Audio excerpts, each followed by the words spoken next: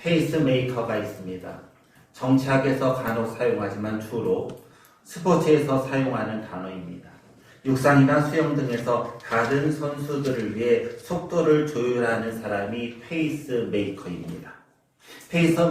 페이스메이커가 하는 일은 다른 선수가 좋은 기록을 낼 수 있도록 돕는 역할입니다. 예를 들어 육상에서 페이스메이커는 경기 초반에 빠른 속도로 앞으로 달려 공기 저항을 대신 받아주거나 다른 경쟁 선수들의 페이스를 흐트러 드립니다. 앞에 빠르게 달리는 선수가 있으면 경쟁 선수들은 그 선수를 따라갈 수밖에 없지요. 그렇게 다른 선수들이 오버페이스를 할 때 자기가 돕는 선수는 체력을 비축하며 막판에 스퍼트로 좋은 기록을 달성합니다. 쉽게 말하면 페이스메이커는 조연입니다. 주연이 돋보이도록 돕는 조연입니다. 늘상 주연은 사람들의 눈에 쉽게 뜨이며 주목받기 쉽습니다. 반대로 조연은 사람들의 눈에 잘 보이지 않습니다. 사람들에게 찬사와 주목도 받지 못합니다. 그러나 조연이 없으면 주연은 존재하지 못합니다. 페이스메이커가 없다면 선수는 좋은 기록을 달성하지 못합니다. 성막에 대한 말씀을 듣고 있는데 성막을 보면서 자칫 우리 눈에 쉽게 들어오는 부분만 주목하기 쉽습니다. 조연이 없으면 드라마는 완성되지 못하듯 우리 눈에 주목하지 못하는 것이 없으면 성막은 완성된 형태로 존재하지 못합니다. 성막에 대한 PPT를 좀 보여주세요. 성막을 보면서 대부분의 사람들이 주목하는 것은 우리가 성막들에서 보았던 성막들이죠. 성막들에서 보았던 물두멍, 죄송합니다. 번제단, 그 다음에 물두멍입니다. 그 다음 PPT 보여주세요. 그 다음 거요. 그리고 여기가 지금 성소죠. 성소에 들어가면은 볼 수 있는 볼 수 있는 등대, 그리고 진설병상, 분향단입니다. 그리고 조금 더 들어가면 이 휘장을 지나가면은 이 지성소에 있는 법궤입니다. 우리들 눈에 주목하기 쉬운 것이에요. 하지만 자세히 성막을 보면은 사람들이 주목하지 않는 것들이 보이기 시작합니다. 첫 번째 슬라이드 보여주세요. 여러분 여기서 보면은 우리 눈에 잘 띄지 않지만은 중요한 것이 있어요. 뭐냐면 기둥이에요. 기둥. 여러분 여기 보시면 이 기둥들 보이시죠? 안 보이세요? 예, 기둥들 보이시죠? 이것이 기둥이에요. 그런데 이 기둥들은 성막의 기둥입니다. 성막의 기둥이 하는 일은 무엇인가? 성막과 외부를 단절하는 일을. 일종의 성막의 울타리입니다. 기둥은 조각목으로 만들었습니다. 조각목을 성경에서 읽다가 조각목을 보시면은 조각목 앞에 숫자가 있어요. 그리고 밑에 나나줄을 따라 내려가면 이렇게 돼 있어요. 아카시아 나무. 그럼 저것은 아카시아 나무로 만들었습니다. 다시 좀 꺼졌네요. 예. 여러분 여기 보시면은요 기둥이 있어요. 기둥. 이것은 성소와 지성소의 기둥이에요. 여기 이렇게 기둥들이 있죠. 모두 몇 개인가요? 하나, 둘, 셋, 넷, 5개. 여기 있는 기둥은 성막들에서 성소로 들어가기 위해서 세워진 기둥이에요. 이번엔 성소에서 지성소로 가기 위해 세워진 기둥이 있어요. 모두 몇 개로 보이세요? 하나, 둘, 셋, 4개예요. 이렇게 모두 9개의 기둥이 있습니다. 그런데 이 기둥들, 처음에 보셨던 성막의 기둥을 보면은 성막에는 기둥만 있지 않아요. 받침도 있어요. 성막의 받침은 뭐로 만들어졌는가? 노수로 만들어졌어요. 그리고 그 위에 은으로 입혔어요. 반면에 여기에 있는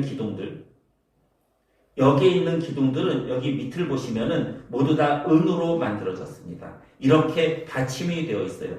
그런데 이 기둥은 어떤 역할을 하는가? 여러분 이 기둥들은 지금 어떤 역할을 합니까?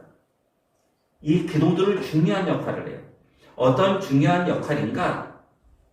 집이 서 있을 수 있도록 힘을 공급하는 거. 여러분 예를 들어서 여기 집이 있어요. 여기 집에 기둥이 없다면 이 집은 무너져요. 맞죠? 여러분, 성막은 일종의 집이에요. 어떤 집인가? 하나님의 집입니다. 그럼 하나님의 집은 기둥 없이는 설 수 없습니다. 하나님의 집이 쓰러지지 않고 바로 서도록 역할을 하는 것이 기둥입니다.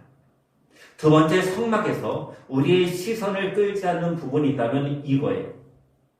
널판이. 이걸 널판이라고 해요.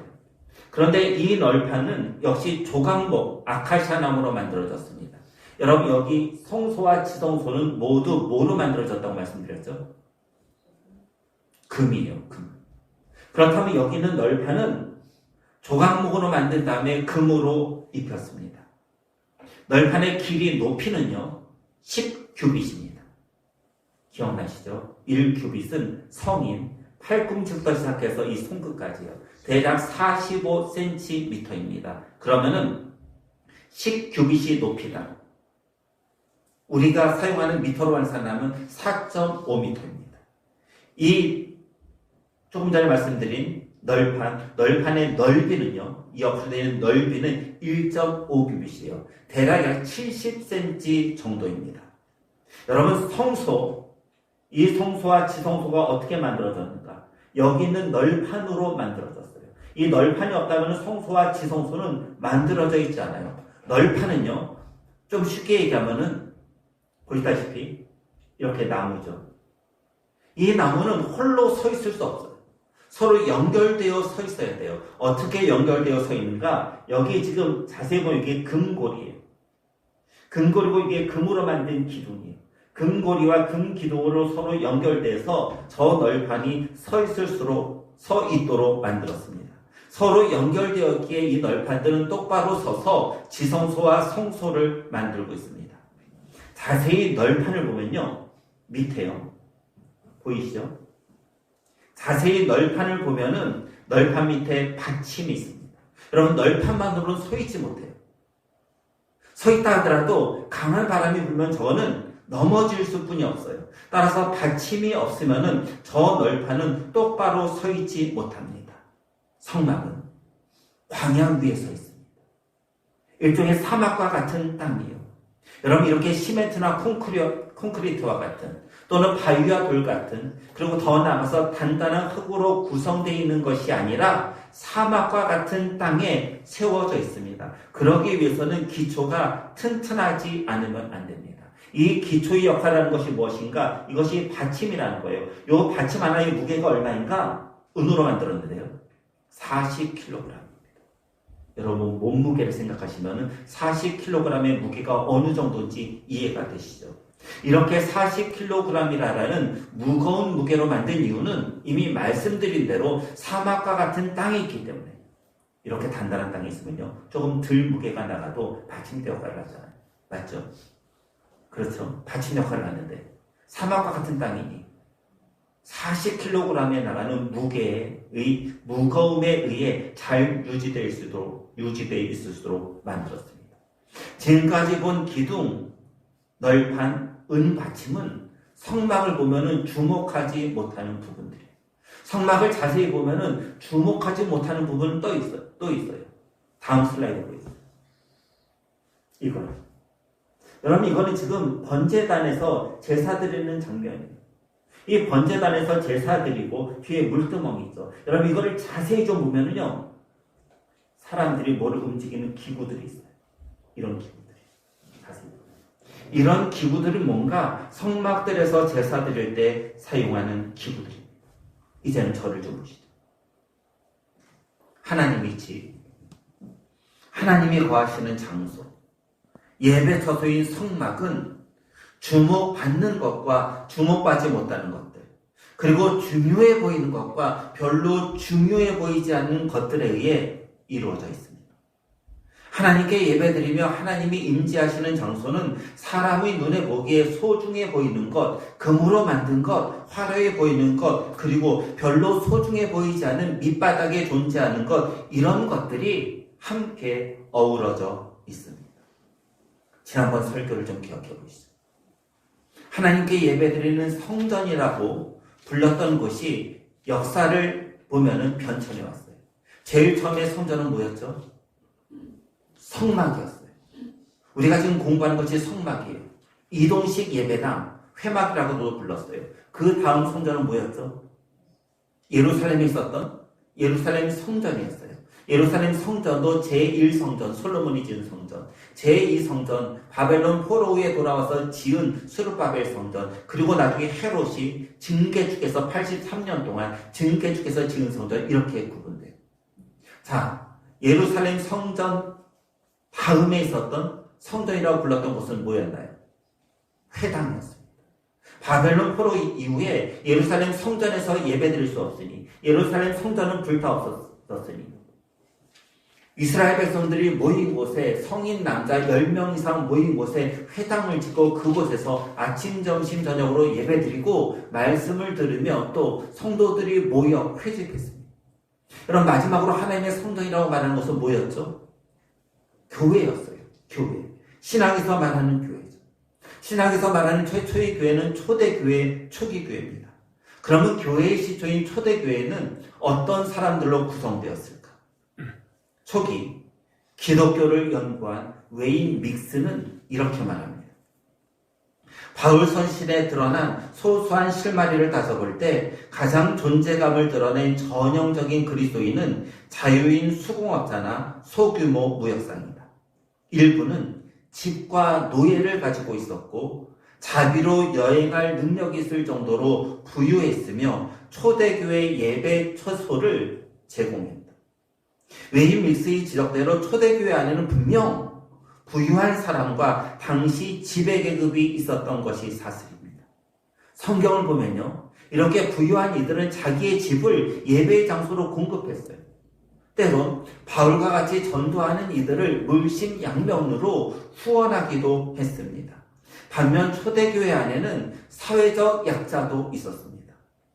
대표적인 사회적 약자들은 2000년 전 하나의 인격체로 인정받지 못했던 여자와 노예들입니다. 사회적으로 주목받는 이들과 천대받는 이들이 모여 함께 교회를 이룬 것입니다. 2000년 전 계급사회죠. 사회적 차별은 공식화되어 있었습니다. 그런 사회에서 초대교회 공동체는 차별의 벽을 허뭅니다. 경제적, 사회적, 계급적 차별을 철폐하고 그리스도 안에서 평등과 사랑의 공동체를 이룹니다. 마치 성막을 보면은, 최초의 성전이라고 말하는 성막을 보면은 뚜렷하게 주목받으며 중요하게 취급되는 것과 그렇지 못한 것이 함께 이루어져 있는 것처럼 말입니다. 이것은 비단 성경에 있는 초기 교회의 이야기만은 아닙니다. 한국 초기 교회도 마찬가지입니다. 아마도 대표적인 예가 전라북도 금산에 있는 금산교회일 것입니다. 1867년에 태어난 조덕삼은 금산 일대의 제일 가는 부자였습니다. 이 자익은 어려서 부모를 잃고 먹을 것이 없어 고생하다가 조덕삼의 집에 당도하여 먹여만 주면 몸바쳐 일하겠다고 맹세하고 종이 됩니다. 둘이 만났을 때 주인인 조덕삼은 29살, 노예인 이자익은 17살이었습니다. 29살과 17살, 우리가 말하는 띠동갑이죠. 주인은 12살이 더 많았어요. 전주를 중심으로 선교활동하던 분 중 한 분은 테이트 선교사님이셨습니다. 한국 이름은 최의덕이에요. 테이트 선교사님이 동학농민운동으로 잠시 전주를 떠났다가 동학농민운동이 잠잠해지자 전주로 복귀해 복음을 전합니다. 조덕삼은 이런 테이트 선교사님을 12년간 지켜봅니다. 테이트 선교사님의 신실함에 매료된 조덕삼은 1904년 봄 자기 집 사랑채에서 예배를 드리기 시작합니다. 이것이 금산교회의 효시입니다. 한편 이자익은 성실하고 총명했습니다. 조덕삼의 장남 조영호가 천자문을 암송하는 소리를 밖에서 일하면서 오가다가 듣고 천자문의 소리를 모두 암송할 정도였습니다. 머슴의 총명함과 성실함에 감복한 조덕삼은 이런 이자익을 아들과 같이 공부하도록 배려합니다. 머슴을 아들과 함께 공부시킨 거예요. 덕분에 학교 문턱에도 가보지 못한 이자익은 한자를 공부하고 한문으로 된 성경도 읽습니다. 테이트 선교사님은 1906년 5월에 조덕삼과 이자인에게 세례를 베풉니다. 다음 해인 1907년 6월 노회에 두 사람을 장로로 청원한 후 허락받습니다. 금산교회는 테이트 선교사님의 사회를 통해 두 사람을 장로로 뽑는 공동의회를 실시합니다. 여러분, 공동의회에서 장로가 되기 위해서 세례받은 사람의 어느 정도의 투표가 필요하죠? 3분의 2입니다. 뜻밖의 결과가 나왔어요. 머슴인 이자익은 3분의 1을 받았어요. 그 머슴의 주인인 양반 조덕삼은 3분의 1을 받지 못했습니다. 사회를 진행하던 테이트 선교사님은 난감해합니다. 교인들은 술렁거리기 시작합니다. 머슴은 장로가 되는데 그 집 양반은 장로가 되지 못하네. 이런 술렁이입니다. 그 순간 조덕삼이 발언권을 얻고 이야기하기 시작합니다. 우리 금산교회 교인들은 참으로 훌륭한 일을 하셨습니다. 저희 집에서 일하는 이자익은 저보다 훨씬 더 신앙이 훌륭한 사람입니다. 저희 집에서 일하는 이자익을 제가 장로로 교회에서 잘 모시겠습니다. 여러분들도 이 머슴 이자익을 장로로 잘 모셔주시기 바랍니다. 박수가 터집니다.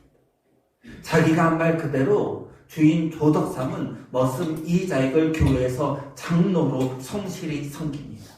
이자익이 장로가 된 지 3년이 지나 조덕삼도 장로가 됩니다. 조덕삼은 이런 이자익을 1910년에 장로의 신학교로 평양에 있는 전라북도 금산에서 평양에 있는 장로의 신학교로 유학을 보내고 남은 가족들에게 생활비며 그리고 이자익의 학비를 모두 담당합니다. 목사가 된 이자익은 1915년에 자신이 신앙생활을 처음 한 금산교회로 목사로 부임하고 조덕삼 장로는 변함없이 이자익 목사를 섬겼습니다.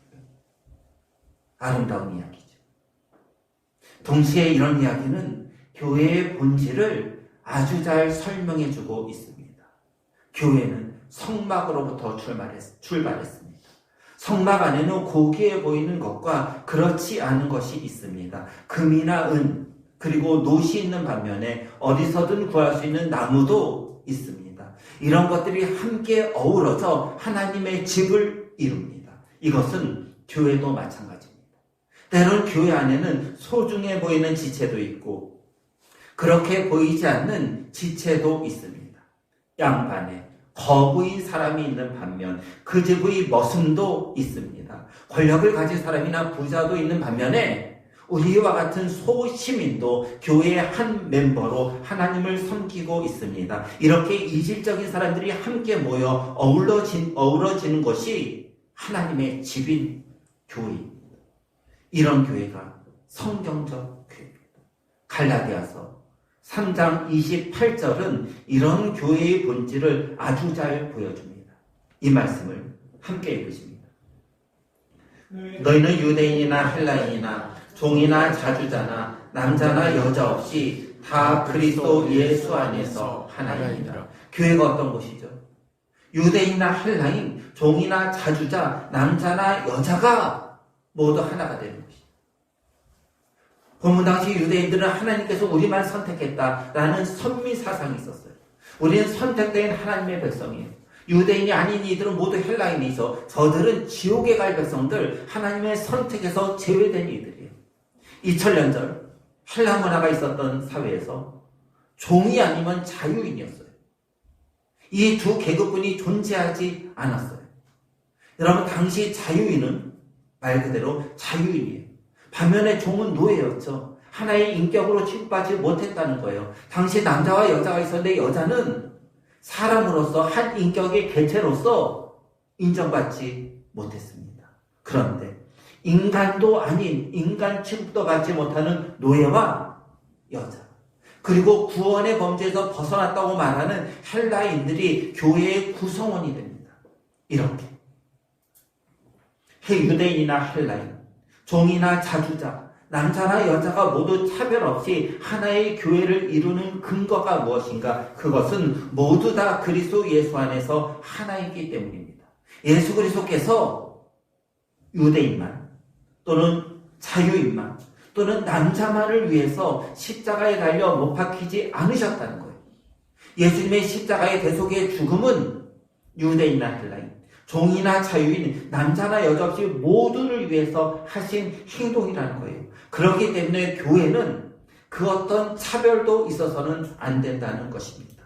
로마서 말씀 그대로 예수님을 믿는 모든 자에게 미치는 하나님의 의는 차별이 없습니다. 그렇게 차별이 없는 그리스도 예수 안에서 모든 계층의 사람이 모인 것이 바로 교회입니다. 이제 성소에 있는 마지막 기물을 볼 차례입니다. 지금까지 성소에 있는 기물 중에 보았던 것은 등잔을 보았고요. 그리고 등잔 앞에 있는 진설병과 진설병상을 보았습니다. 아까 보신 PPT 그대로 이제는 마지막으로 볼 것은 분향단. 이 분향단을 거쳐야지 지성소로 들어갑니다. 성막에는 두 개의 제단이 있습니다. 하나는 성막들에 있는 번제단.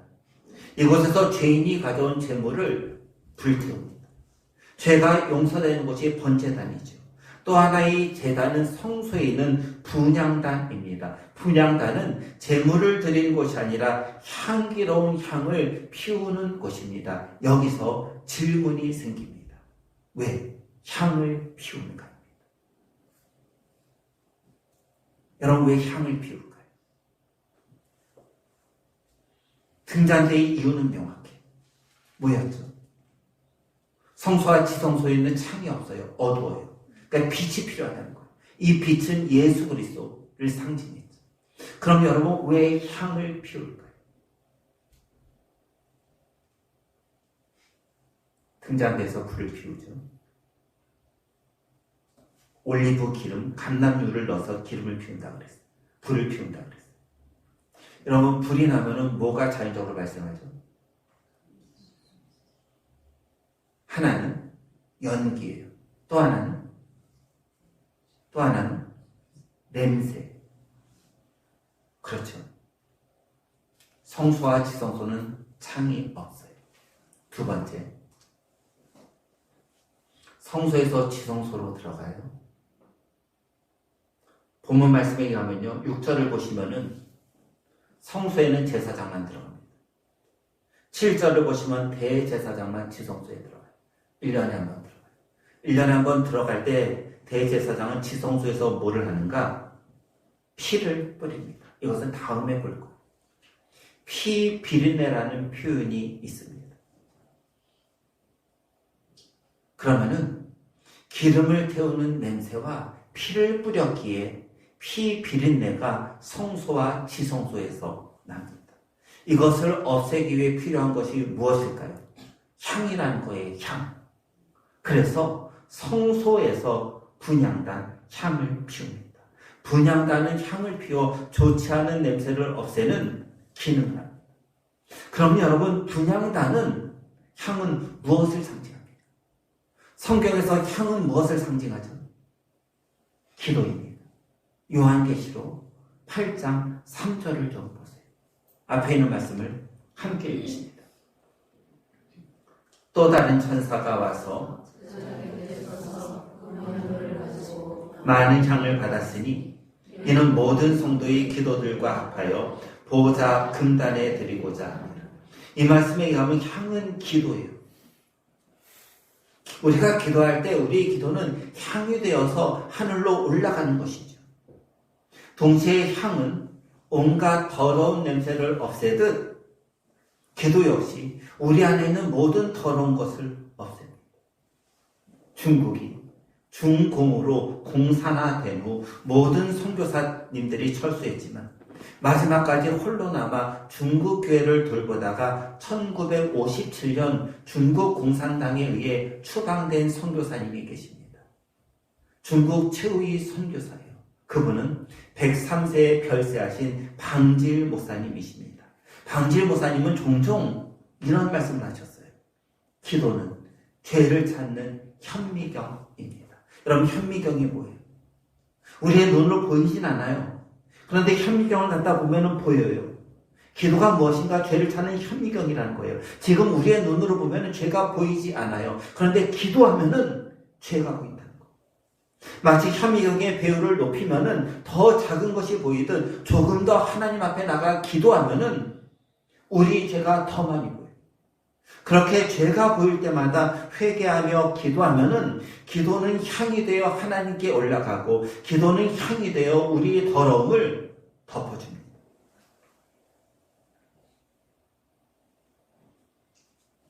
본문을 보면 조금 이상한 것이 있습니다. 여러분 3절과 4절을 보세요. 제가 3절을 읽고 여러분들이 4절을 읽으십니다. 또 둘째 휘장 뒤에 있는 장막을 지성소라 일컫나니 금향료와 사면을 금으로 싼 헌배가 있고 그 안에 만나를 담은 금항아리와 아론의 상단지성이와 언덕의 돌판들이 있고. 3절과 4절은 지성소에 대한 설명이죠. 여러분 4절을 보세요. 4절을 보면 특이하게도 지성소 안에 무엇이 있는가? 금향로가 있다고 말씀하십니다. 여기서 금향로는 금으로 만든 향단, 즉 분향단입니다. 여러분 분향단이 성막이 어디에 있죠? 성소예요, 지성소예요? 우리가 지금까지 봤잖아요. 분향단은 성소에 있어요, 성소. 지성소에 있는 것이 아니에요. 그런데 본문은 이 분향단을 지성소에 있는 것으로 설명하세요. 히브리서를 기록한 사람이 분향단이 성소에 있는 것을 몰랐을까요? 우리도 알고 있는 것을 히브리서를 기록한 기자가 몰랐을 리가 없습니다. 그렇다면 왜 히브리서 기자는 분향단이 지성소에 있다고 기록할까요? 중요한 이유가 있습니다. 지성소에는 누가 계시죠? 하나님입니다. 그렇죠. 그 하나님이 계시는 지성소에 분향단, 기도의 향이 있습니다. 이것은 중요한 사실을 의미하고 있습니다. 무엇일까? 예수님의 기도입니다. 예수님이 지금 어디 계십니까? 모든 곳에 다 계시죠. 그런데 예수님이 지금 어디 계시죠? 사도신경의 고백대로 예수님은 어디 계시죠? 하나님 보좌 우편에 계십니다. 하나님과 같은 위치에 있다는 거예요. 그럼 예수님이 하나님 보좌 우편에서 무엇을 하십니까? 하나님을 향해 중보의 기도를 하십니다. 하나님 옆에서 우리를 위해 기도하고 있다는 것입니다. 이 사실은 우리에게 힘과 희망을 줍니다. 여러분 기도하시죠?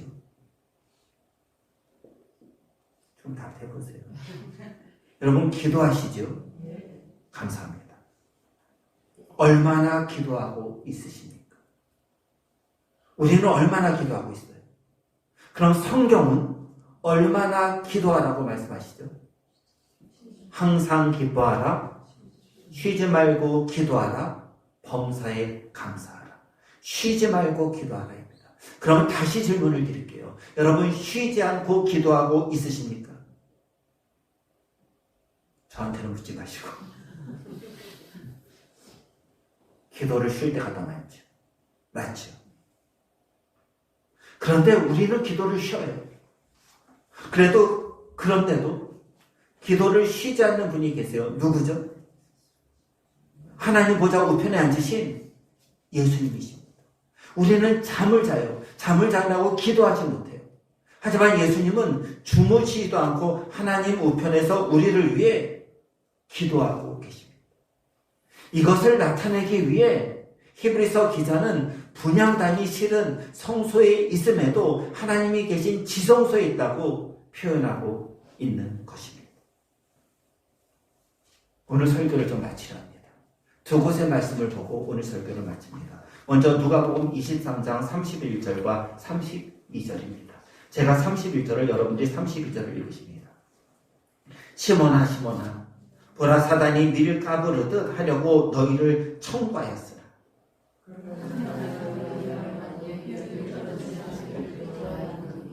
로마서 8장 26절을 함께 읽으십니다. 이와 같이 성령도 우리 연약함을 도우시나니 우리가 마땅히 빌 바를 알지 못하나 오직 성령이 말할 수 없는 탄식으로 우리를 위하여 친히 간구하심입니다. 두 말씀을 좀 자세히 보세요. 먼저 로마서 말씀을 보세요. 우리가 어떤 존재죠? 연약해요. 마땅히 기도해야 할 것도 기도하지 못합니다. 반드시 지금 기도해야 돼요. 이 기도를 안 하면은 나와 우리와 가정, 일터, 그리고 교회, 나라, 민족에 어려움이 있어요. 반드시 이것을 위해 기도해야 돼요. 그런데 기도하지 못할 때가 있습니다. 우리가 연약하기 때문이에요. 그럴 때 성령께서 우리를 위해 친히 기도해 주십니다. 이것이 끝이 아니에요. 누가복음 말씀을 보면 사탄이 밀가부를 하려고, 즉 시몬 베드로를 깨부수려고 하지만 이것은요, 베드로를 믿음에 떠나 지옥으로 가려고, 지옥에 인도하려고 한다는 뜻이겠죠. 하지만 예수님이 베드로의 믿음이 떨어지지 않도록 기도하고 계십니다. 베드로가 그러기에 믿음을 버리지 않습니다. 여러분, 우리가 지금까지 믿음을 지키는 것이 우리 믿음이 강해서입니까? 아니라는 거예요. 우리가 지금까지 믿음을 지키는 것이 우리가 열심히 기도했기 때문인가? 그것이 아니라는 거예요. 예수님이 하나님의 우편에서 우리를 위해 기도하시기 때문이라는 것입니다. 다시 똑같은 질문을 드립니다. 여러분 기도하고 있으시죠? 여러분 기도하고 있으시죠? 네, 감사합니다. 우리는 기도하고 있습니다. 그러나 냉철히 우리 기도를 생각하면 우리 기도는 부족합니다. 연약해. 우리가 기도해야 할 것이 수없이 많아요. 그런데 그 모든 것을 위해 기도하지 못합니다. 그때 성령께서 말할 수 없는 탄식으로 우리를 위해 친히 기도해 주십니다. 때로 사탄이 우리를 유혹해요. 이 유혹으로 인해 믿음에서 떨어질 것 같아요. 그럼에도 우리 믿음이 떨어지지 않는 이유는 예수님께서 지성소에서, 하나님이 계신 지성소에서 우리를 위해 기도해 주시기 때문입니다. 여기에 예수님의 기도, 성령님의 기도의 위대함이 있습니다. 우리도 분명 기도합니다. 그렇게 기도하는데 우리가 기도한 것보다 훨씬 더, 우리가 기도한 것보다 훨씬 더 풍성하게 우리가 응답받는 이유는 성령의 말할 수 없는 탄식, 그리고 예수님의 기도 때문이라는 것입니다. 사랑하는 성도 여러분, 기도하시기 바랍니다. 그렇게 기도할 때 성령님과 예수님이 우리 기도를 도우신다는 사실을 기억하시기 바랍니다. 성령님과 예수님이 우리 기도를 돕고, 심지어 연약할 때도 우리의 기도를 돕고, 믿음에서 떨어지려는 그 순간 우리의 기도를 돕기 때문에 우리는 지금 이곳에 있고 더 풍성히 우리가 기도한 것보다 응답받습니다. 말할 수 없는 탄식으로 우리를 위해 친히 간구하시는 성령 하나님, 믿음이 떨어지지 않도록 우리를 위해 기도하시는 예수님이 우리 기도와 함께 하기를 주 예수 그리스도의 이름으로 간절히 소원합니다.